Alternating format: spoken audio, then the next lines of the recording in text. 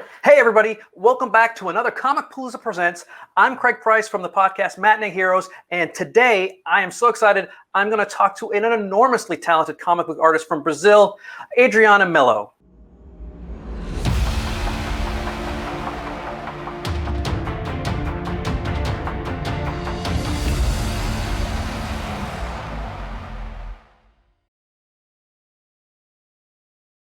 Hey guys. Hey Adriana, how are you? I'm great.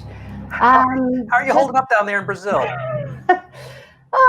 We're holding up just kind of okay. I never thought I would say that because, we work in comic books and we pretty much stay in a home. It's like our day-to-day life is this, at home, indoors, working. So as a comic book artist, like I said, not much has changed as far as business-wise. So what have you been working on?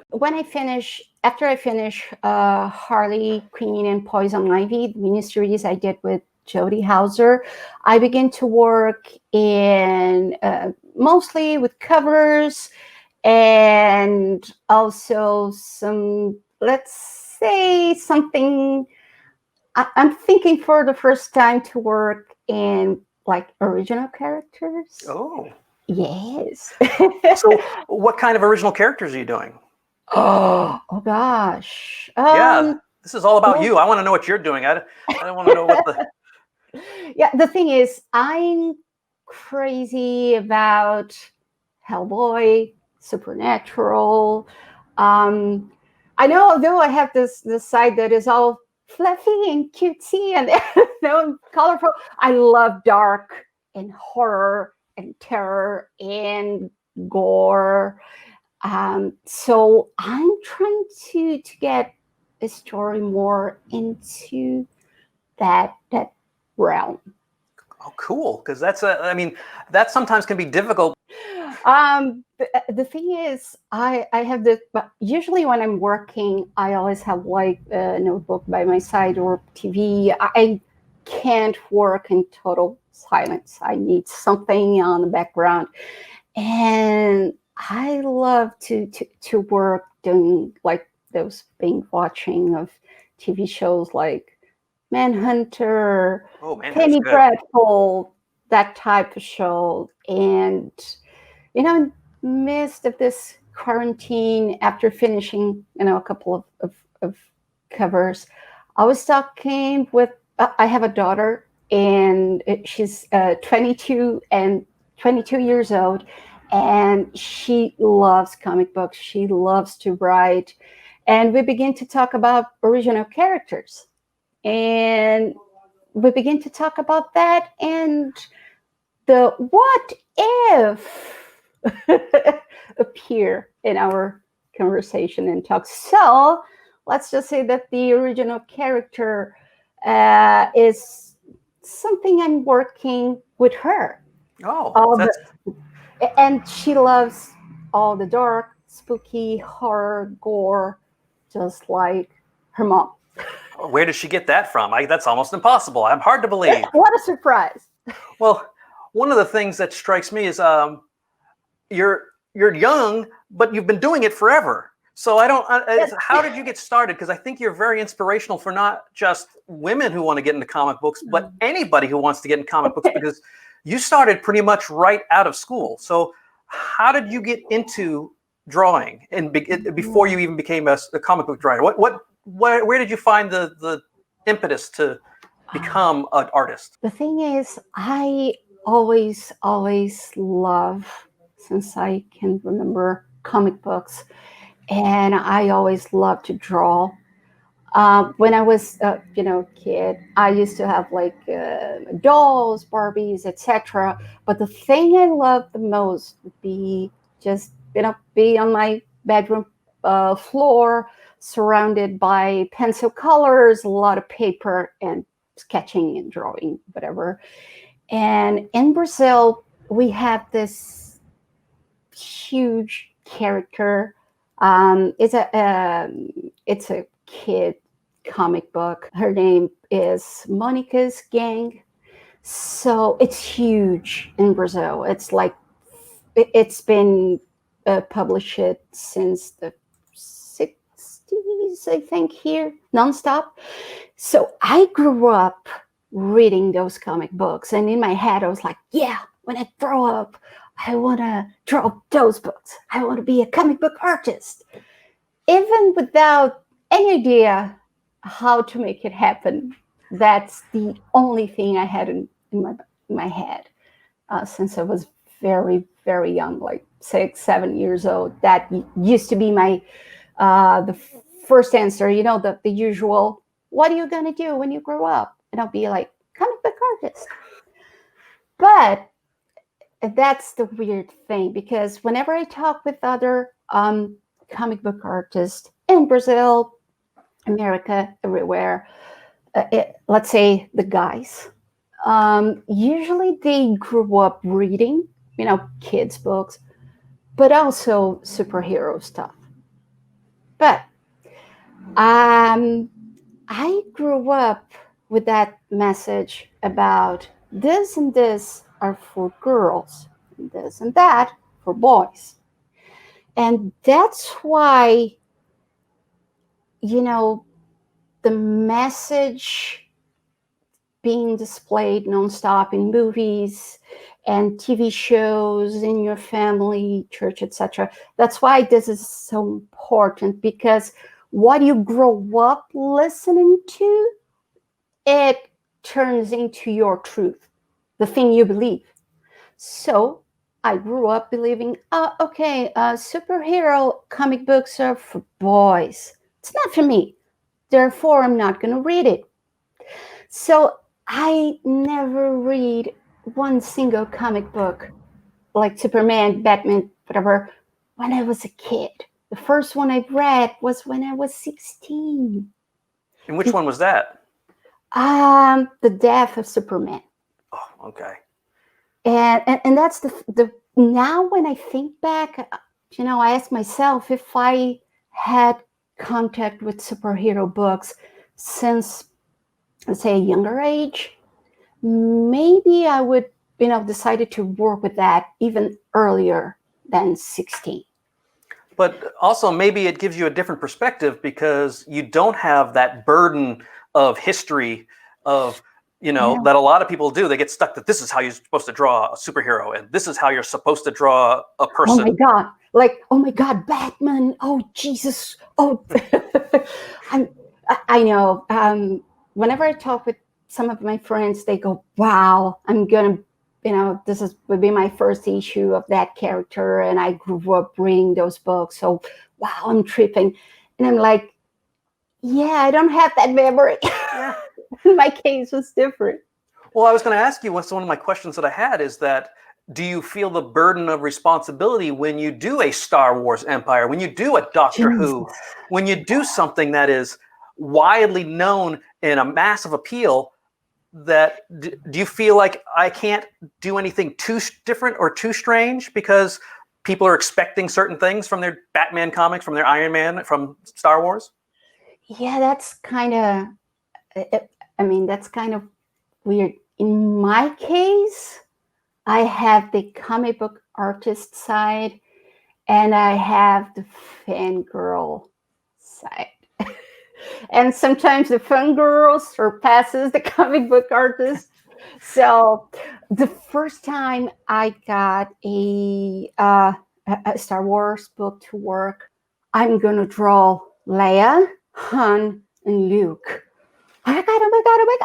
I was super, super excited and happy. And I was, wow, this is so cool. This is so cool. Yeah, I had no time at all to think, wow, those characters that are on the pedestal throughout because that's the thing. I never read comic books, superhero comic books, because I had this thing, oh, this is for boys. But I was crazy for Star Wars since I was 7, 8. The first time I watched Empire Strikes Back on TV, or A New Hope, it was like an instant, I fell in love right there. Oh, absolutely. So Star Wars, Indiana Jones, all those not superhero, funny enough, but all this adventure type of story, it got me since I was super young. Oh, So it's almost like if Star Wars and later on Doctor Who, those are like my Superman and Batman in terms of comic books. And that is so cool that there are things for everybody. It doesn't have to be superheroes, but one of the things about working with like Star Wars is you're dealing with actual people that people recognize, like their face. That's Mark Hamill. That's Harrison Ford. Were you trained? Because you do a great job of emulating the actual person. I mean, your Chris Ecclestons are beautiful. So is that something that you naturally did, or did you learn how to draw specific people? Yeah, this is something I always loved to do. Back when I was super young, I like teenager years, that I used to have crushes on actors and singers and bands, etc. I used to spend hours like copying pictures of the singers I like copying and like, okay, I'm gonna turn this into a pinup and I'm gonna put on my bedroom wall.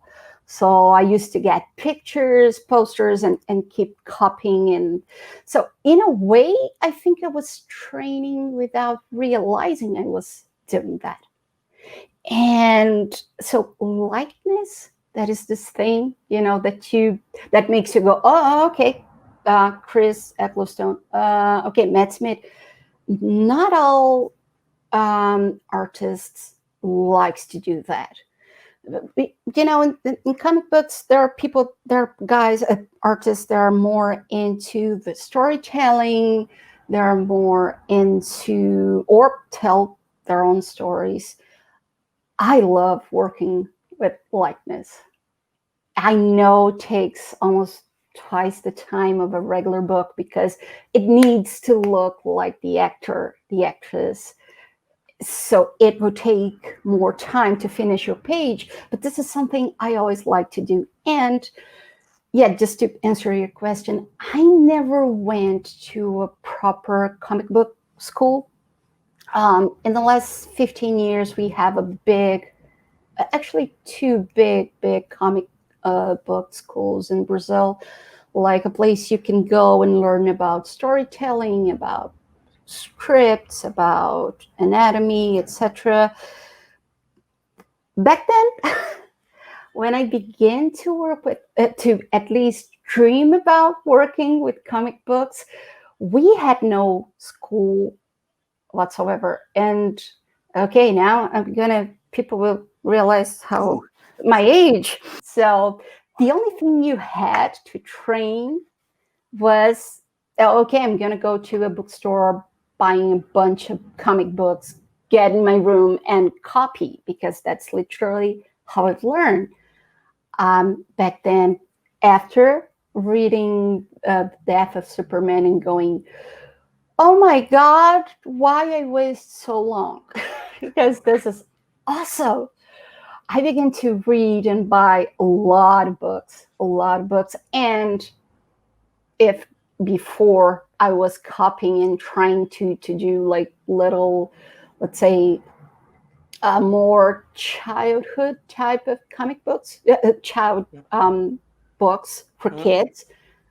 After comic books like X-Men and Batman and Superman entered in my life, that was the only thing I used to draw and study at home. I was 16, 17 years old around that time. And I used to buy a bunch of books, go back to my room and spend hours just copying. Okay, so this is how Alan Davis draws a Nightcrawler. Okay, I love that. Okay, there's 5 Nightcrawlers in that page, so I'm gonna copy all of it. And a weird thing is that after some time, after copying or studying, I begin to understand, okay, so full body, that amount of heads, of height. Okay, so a tie goes this way, and hands. Oh, I'm supposed to draw this way and that way, and I began to learn by myself, only because there was no other way. There was no schools. Sadly, we didn't have at the time a Joe Kubert school type of place here in Brazil. So And were there specific artists back then that you really were drawn to? No pun intended. Um, but were there certain ones? Because you mentioned Alan Davis, but was there certain people you liked, preferred their style versus others? I remember reading The Death of Superman. The first artist that caught my attention was Dan Jurgens. I used to love, love, love, love, love his pages. And after that, I moved to mutants and everything related to X-Men, Wolverine, Excalibur were my faves. It's like I used to read books here and there, but Excalibur was a book that made me go to bookstores and go and look for Alan Davis artwork in any other book, because that's like the first artist I kind of fell in love with the artwork. Alan Davis, and then Brian Hitch and Adam Hughes. I think those three, they are base for everything. Adam Hughes, in my case, not just for covers, but also, oh gosh, colors. He's so good. So let's talk about that. You've been spending 2 years, from 16 to 18. You're copying, you're creating on your own, you're working hard. What made you decide, or what was the thing that said, ooh, I'm going to try to send this or have someone look at it to be a professional, versus I'm just going to stay home and drop it? So back then, what happened was a sequence of things, and now when I think about the time, I go, okay, if just one piece of that puzzle wasn't in the place that it's supposed to be, I would never be here today. But the thing is, I fell in love with superhero comic books. I decided I kind of plummeted into this new world and begin to read and buy anything related. And in my head, I was like, okay, that's the thing I love to do the most. How will I turn this into work? I have no idea, but I like to do this. And I'll keep doing, and I'll keep, practicing. The thing is, at the time, a newspaper here in Brazil made an article about a Brazilian artist called Roger Cruz. And at the time, he was working on X-Men, and my mind blew up. I had no idea it was possible to work with comic books all the way from Brazil. Remember, no internet back then. So, and it was a long article, and he said how he began, what he was doing at the moment, and he talked about the studio that at the time was his work as his rep, and also he was giving tips of people that would like to turn to begin to work also as a comic book artist.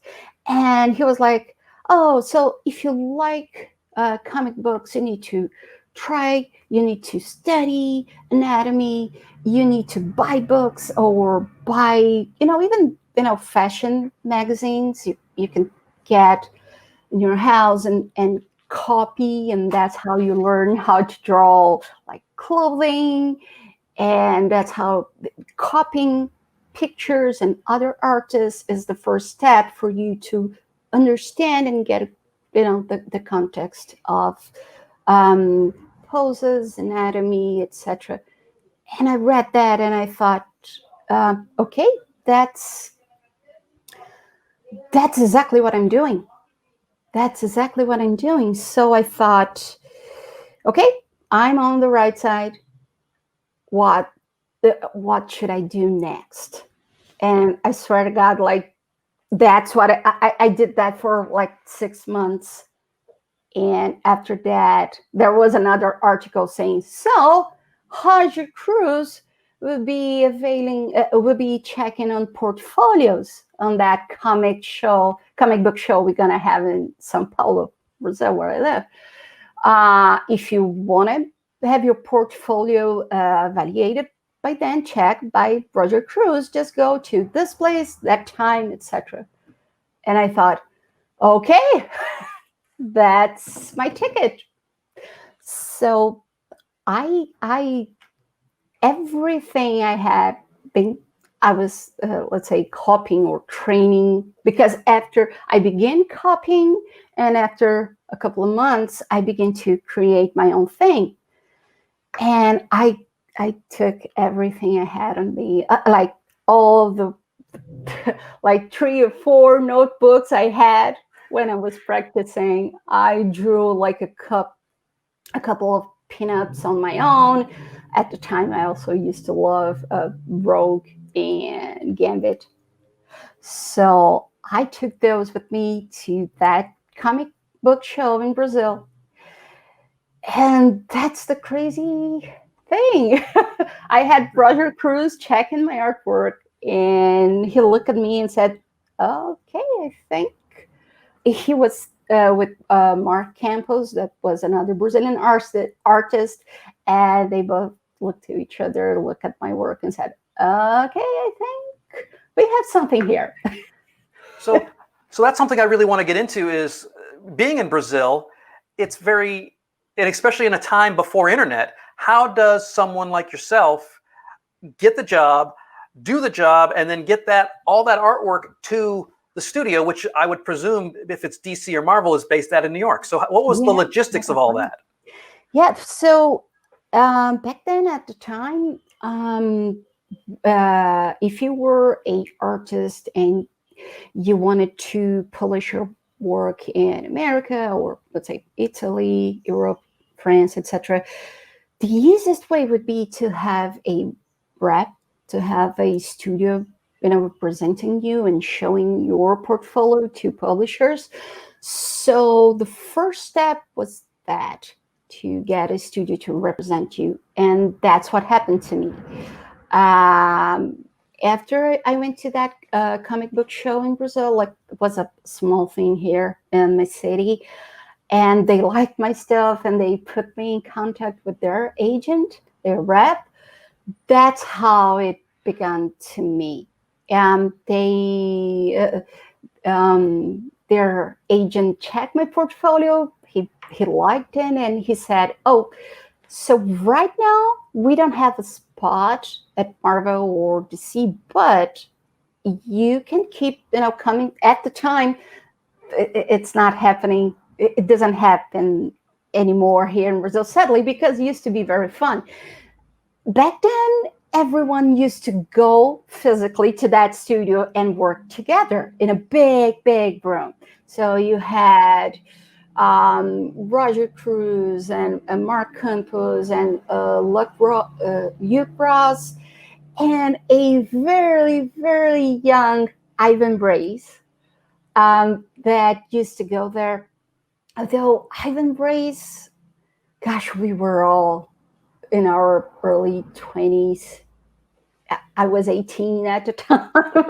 We used to go there and spend the entire day working on, each other books. And I was there like a trainee. They found a spot for me, and I used to go there every day, spend the day checking what they were doing and practicing exactly what I was doing at home, but I was doing there at the studio, and checking what they were doing. And that was amazing, because I got to see, books being made right by my side. And I was, I don't know, 18 at the time. So getting back to your question, after you got a book, you got a deal with Marvel or DC in Brazil, and you had a rep, and let's say English wasn't like your second language or third or fourth. Sure. Yeah. none of us knew how to speak any word of English at the time. So the studio used to act as a bridge. They call the publishers, they call the editors, they translate the scripts, specifics on, let's say, a specific reference you need. They would do the whole thing for us and translate that to Portuguese. And the same thing with whenever you finish a page, they would scan it and send by fax. Oh. Yes. Wow. Fax. Fax it through. That's the thing. Yeah.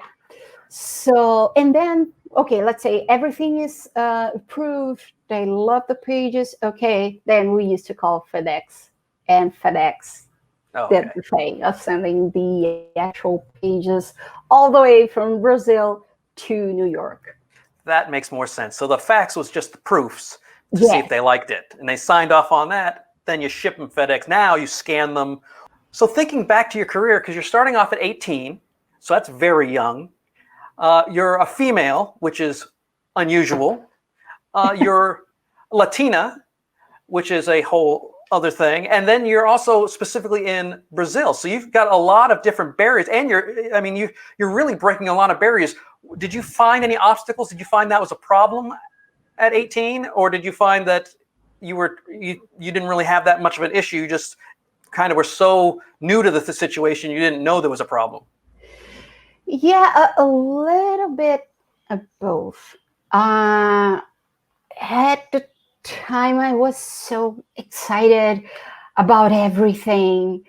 I didn't, although I had this message of, Barbies for girls and superheroes for boys, etc., the guys I was working with in Brazil, they were all awesome folks. I never had any issues with any of them, like, oh, you're a girl, what you're doing. Nope, not at all.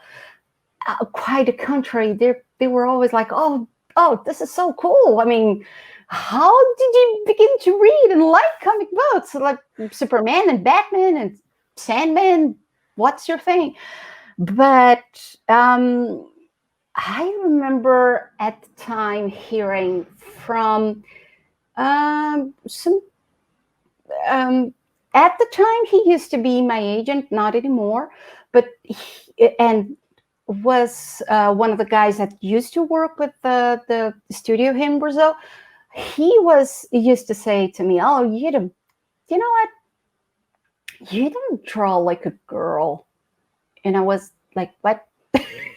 I was like, well, girls usually they draw cutesy and adorable stuff, and your pages they have like weight to it, and you like to draw explosions and violence. And I said, yeah, I like to draw, and that's it. I don't think about the subject. I just like to draw.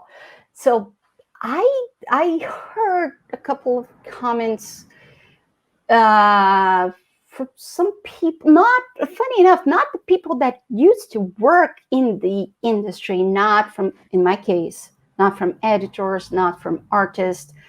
No one ever did any comment or bad joke about it. But sometimes from people reading comics after I began to work, and hey, internet, it arrived. I'm not doing this anymore. I've learned with my mistakes, but I used to go online and check reviews and forums, and it was scary. Well, let's try to think about some more positive things now, because you are kind of a rarity, less so now than you were then. But do you feel any responsibility to be kind of a representative that, hey, women can do anything. Women should be treated just like everybody else. We love the same things. We're not different. We're not these weird little unicorns. Yes. So do you feel any pressure on that to be the head, the face of female artists? I don't feel exactly pressured. I like to think that I like to see things like on a positive side and light, and think, yay, I have a platform. I have a way to talk to girls and young girls and say, it's possible. If you want to work with comics, there's a way. You can do it. It's not easy. It's not easy for everyone and anyone, actually. And especially now with internet, I mean, the same way that now it's easier to get in touch with editors.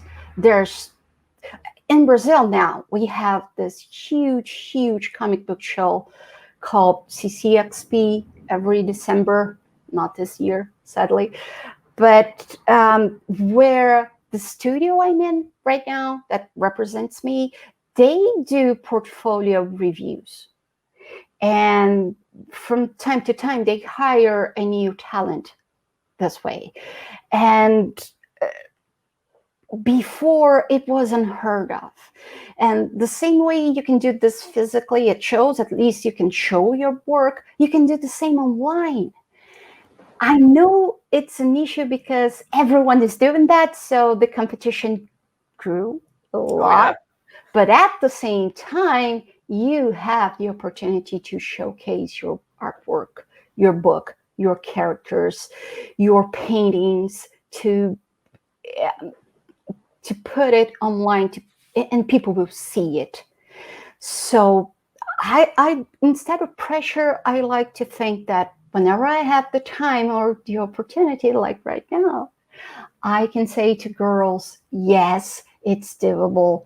If I made it, yes, you can too. It will never be easy. Wasn't back then, isn't right now. From time to time, you're going to hear someone saying something stupid or writing something stupid to you. And that's when, and I'm talking about mild stuff, like, oh, you don't draw like a girl. And that's when you jump this, you delete whatever it is that you read on your Twitter, on your Facebook, and you just keep your head high and you keep doing your thing. Yeah. Only get feedback from people who have valid feedback. That would be editors and other artists that you appreciate and admire, and only take the constructive stuff, not the subjective stuff. Exactly. That's great. So before I let you go, because I really appreciate you spending time with us all the way from Brazil, what are you working on now and what's in the future? Because I know it's all up in flux because of the situation, but again, it's one of those situations where your job is under quarantine a lot of the time anyways. Exactly. So what are you working on? It's kind of weird. I mean, it is my day-to-day life. I mean, to be here inside those four walls, but with quarantine and etc., is kind of, I want to go to a comic book show. I miss the craziness, going to Artist Alley and pulling my bags full of prints and artwork. So right now, I just finished a couple of covers that I'm just waiting for them to go on so I can talk about it. There's the thing of my character that I'm still working on. And the more I'm working on it, the more I appreciate and I admire writers. Oh my God, this is tough. You guys are amazing. Haven't I read? I thought I read somewhere that did you co-write a issue of Doctor Who? Exactly. Yeah. That's the awesome experience I had when I was working on my run with Kevin Scott. He thought about a arc that was set in Brazil, colonial times Brazil. And we used to spend a lot of time over the phone. And he was like, okay, this name, is it a Portuguese name or is this a Spanish? And I was, oh, yeah, it's Spanish. So he was, oops, okay, no, it needs to be Portuguese. Okay, because I know, kind of surprising, but Portuguese and Spanish, super different.